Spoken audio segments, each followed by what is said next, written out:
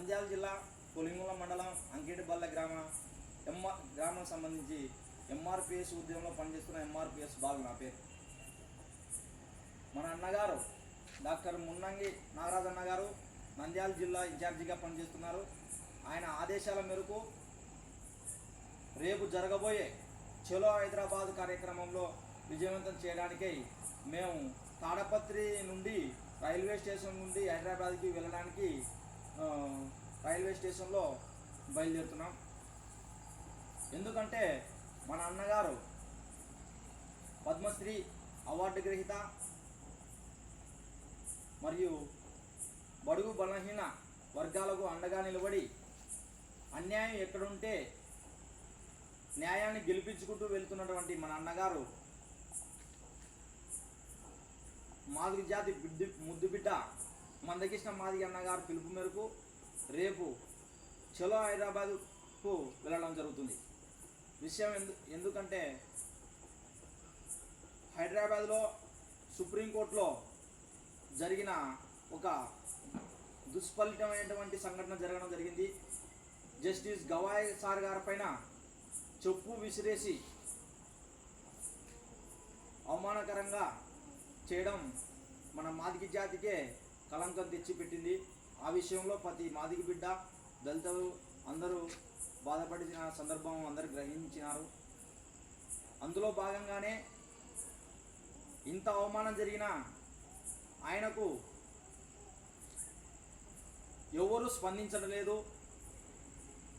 అవమానం చేసిన వారిపైన ఎటువంటి చట్టపైన చర్యలు తీసుకోలేదని చెప్పేసి అన్నగారు మాదిగ జాతి ముద్దుబిడ్డ మనమే ముందుండి ఈ యొక్క కార్యాచరణలో విజయవంతం కావాలనే ఉద్దేశంతోనే రేపు చలో హైదరాబాద్లో ఇందిరా పార్క్ నుండి మొదలుకుంటే బాబు జగ్జీవన్ రావు యొక్క విగ్రహం వరకు నిరసన ర్యాలీ జరపాలనే ఉద్దేశంతో అన్న పిలుపులు ఇవ్వడం జరిగింది.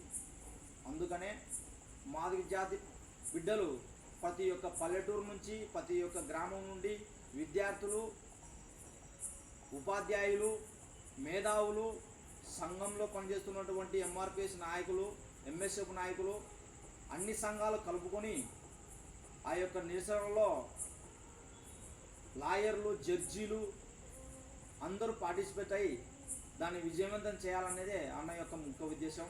అందులో భాగంగా మేము కూడా ఆ విషయానికి బయలుదేరుతున్నాం.